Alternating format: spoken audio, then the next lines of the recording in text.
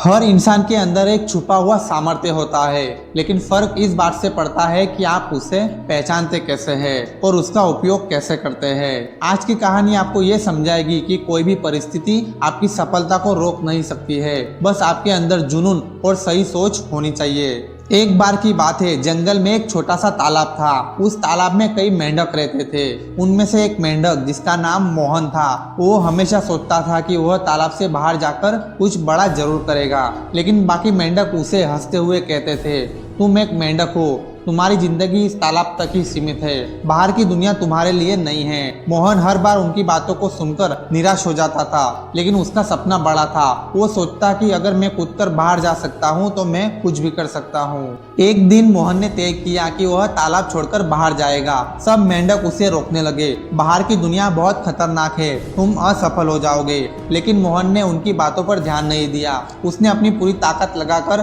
तालाब से छलांग लगाई और बाहर की दुनिया में आ गया। बाहर आकर मोहन को शुरुआत में बहुत मुश्किलों का सामना करना पड़ा। उसे न खाने को मिला और न सही जगह मिली, लेकिन उसने हार नहीं मानी। मोहन ने एक छोटी सी नहर खोजी जहाँ पानी भी था और कीड़े भी थे। उसने वही एक छोटा सा अपना घर बनाया और अपने आप को मजबूत बनाने लगा। एक दिन मोहन ने देखा कि बहुत सारे जानवर पानी की तलाश में इधर उधर भटक रहे थे। तभी उसके दिमाग में एक आइडिया आया। उसने नहर के पानी को साफ करना शुरू किया और वहाँ पानी का व्यापार शुरू कर दिया। जल्द ही जानवर उसके पास पानी लेने के लिए आने लगे।